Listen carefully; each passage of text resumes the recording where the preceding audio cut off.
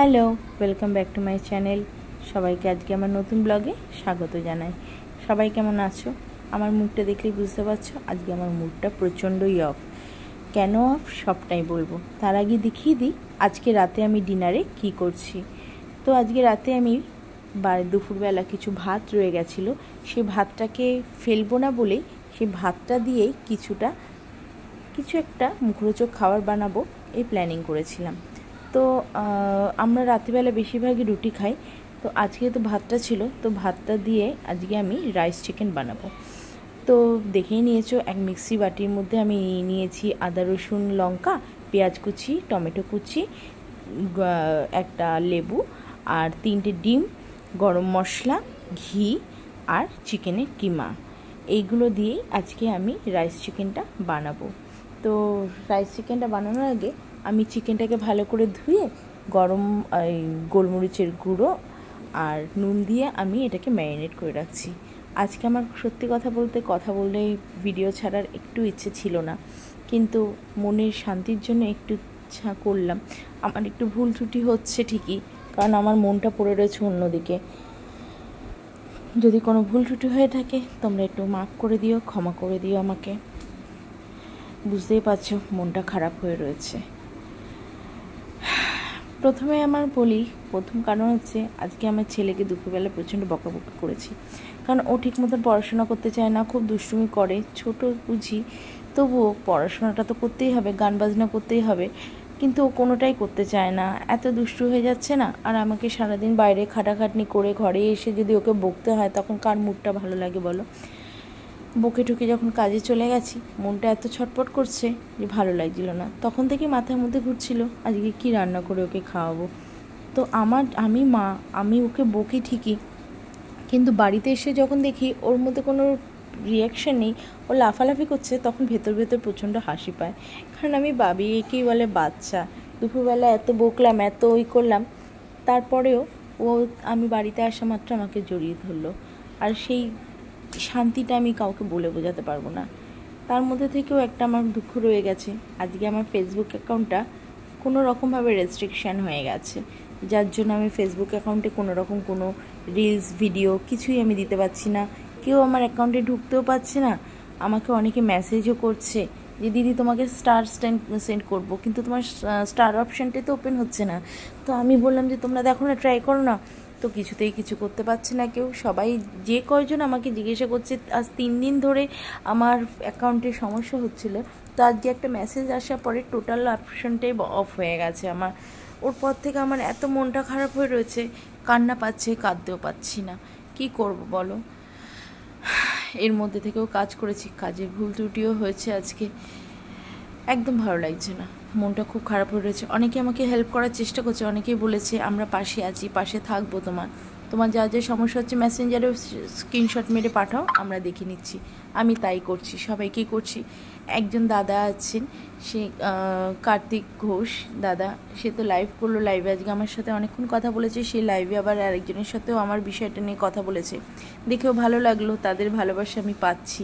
এছাড়াও আরেকজন দাদা, সেও ভিডিও ছেড়েছে, দেখলাম আজকে আমার এই রেস্ট্রিকশনের ব্যাপারটা নিয়ে। তো এদের পাশে থাকাটাই আমাকে হয়তো জোর বাড়িয়ে দিচ্ছে আরও ভিডিও করার জন্য। আমি ভেঙে পড়েছিলাম, ভেবেছিলাম ফেসবুক থেকে আমি নিজেকে সরিয়ে নেবো, আমি আর ফেসবুক করব না, কিন্তু ফেসবুক আমাকে করতে হবে, কারণ এত মানুষের ভালোবাসা আমি পাচ্ছি। সবাই আমার পাশে আছে, আমাকে মেসেজ করছে, কমেন্ট করছে অনেকে। এছাড়াও আরও একজন ভাই আছেন বাংলাদেশ থেকে, সে আমাকে বলেছে দিদি ভাই তুমি কোনো চিন্তা করো না, আমি তোমার পাশে আছি, তোমার অ্যাকাউন্ট কীভাবে কী করা যায় আমি দেখছি, কালকের মধ্যে তোমাকে আমি সব ভিডিও করে করে পাঠাবো। তো এই যে মানুষটা বলেছে এইটাই অনেক, এইটাই মানে ভালোবাসা। এর থেকে বোঝা যায় যে মানুষ আমাকে এতটা ভালোবাসছে, আমার ভিডিওগুলোকে তারা পছন্দ করছে, আমাকে তারা স্টার সেন্ড করতে চাইছে, কিন্তু করতে পারছে না। তো চলো আজকে রান্নাটা দেখেই নিলে। আমি টোটাল সব সরঞ্জামগুলোকে ভেজে নিয়েছি, আর ডিমের ভুজিয়াটা আগে থেকে করে রেখে দিয়েছি। পেঁয়াজ, আদা, রসুন, লঙ্কা, টমেটো সব একবারে ভেজে নিয়েছি। ভেজে এবার আমি চিকেনটাকে ওর মধ্যে দিয়ে দেবো, আর সাথে দেবো জিরে গুঁড়ো, ধনে গুঁড়ো, হলুদের গুঁড়ো আর লঙ্কার গুঁড়ো, আর পরিমাণ মতো নুন আর মিষ্টি। এগুলো দিয়ে আমি চিকেন কিমাটাকে আমি ভালো করে কষা কষা করে নেব। তো তোমাদেরকে ভেবেছিলাম আজকে আমি লাইভে এসে পুরো ঘটনাটা বলবো, কী থেকে কী হয়েছে, কিন্তু আমার যে লাইভে আসার মতো মানসিকতাও নেই, আমার মন মেজাজ একদম ভালো নেই দুটো কারণের জন্য। সেই দুটো কারণ তো আমি তোমাদের আগেই বলে দিলাম কী কারণ ছিল।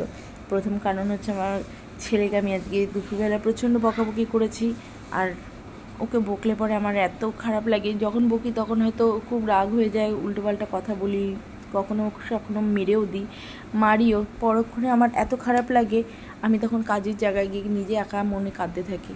আমার ভালো লাগে না ওকে বকতে।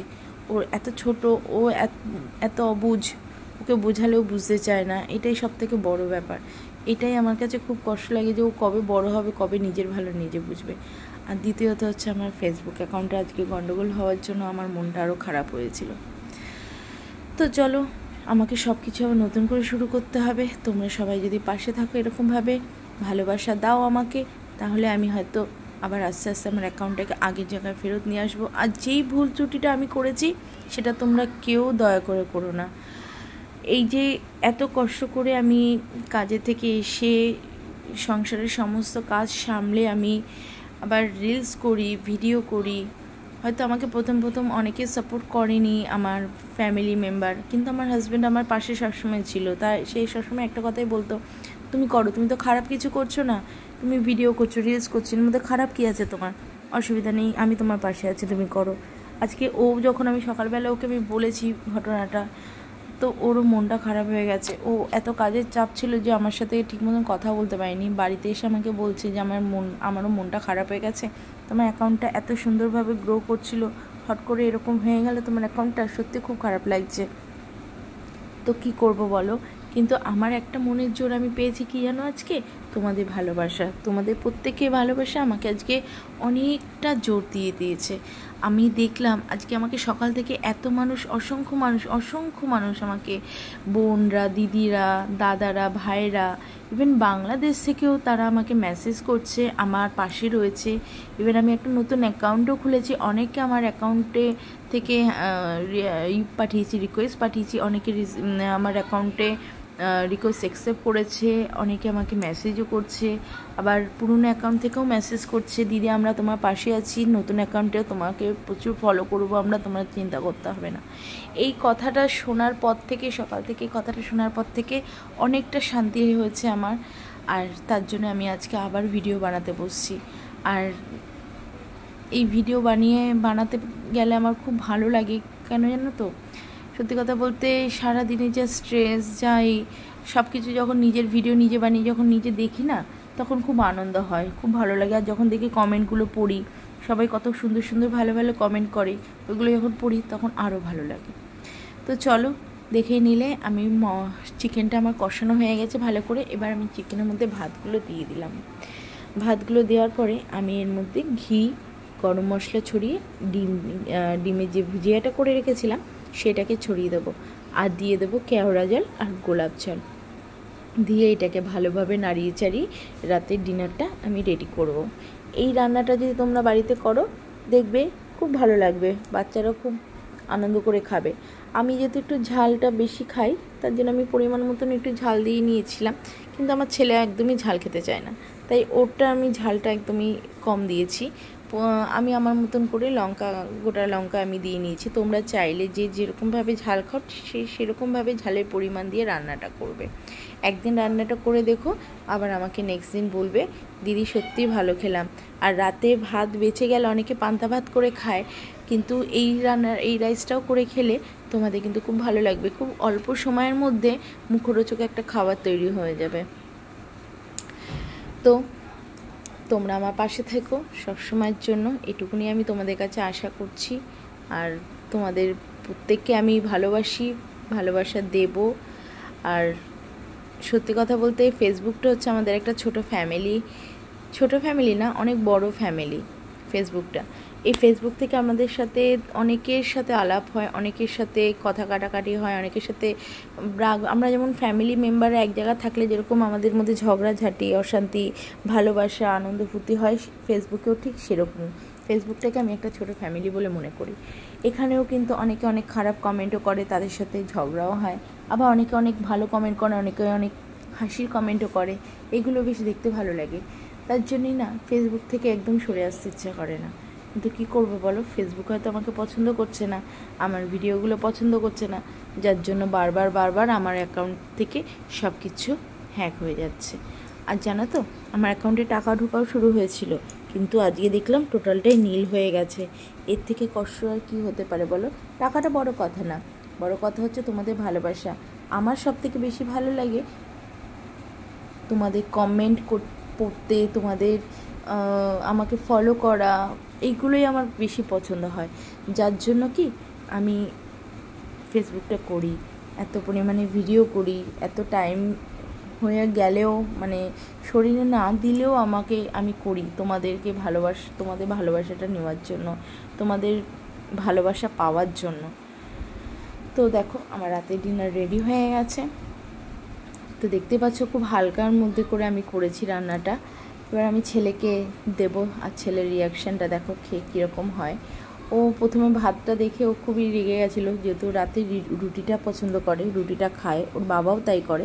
কিন্তু আমি যখন এই রান্নাটা করি ও একদম আরই করতে পারে না, পুরো ভাতটা খেয়ে নিয়েছে, এত সুন্দর লেগেছে ওর। আর ওই দেখো খেলা দেখছে আর খাচ্ছে, ঘেঁটে নাড়িয়ে যাচ্ছে, আবার আমাকে দেখাচ্ছে। কেউ বলবে ওকে সকালবেলা এত বকেছি, এত কেঁদেছে ছেলে, কেউ ওকে দেখে বলবে না। ওর মধ্যে কোনো নেই, ও একটু অন্য টাইপের ছেলে। কিন্তু কি বলতো, আজকের সমাজে না এরকম সরল সাদা হলে চলবে না, একটু ডানপিটে হতে হবে, না হলে না মানুষের সাথে মিশতে পারবে না, চলতে পারবে না। কার কীরকম মানসিকতা কেউ তো বলতে পারে না। আমি আমার ছেলেকে ঠিক সেইভাবেই তৈরি করতে চাই।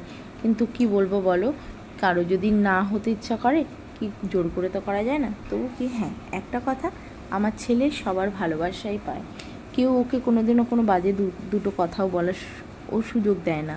ও বড়দের সম্মানও করে, বড়দের ভালোবাসে। তো চলো, আজকে রাতের ডিনার হয়ে গেছে, এবার আমি আমার ডিনারটা নিয়ে নিচ্ছি, আর কালকে আবার দেখা হবে তোমাদের সাথে।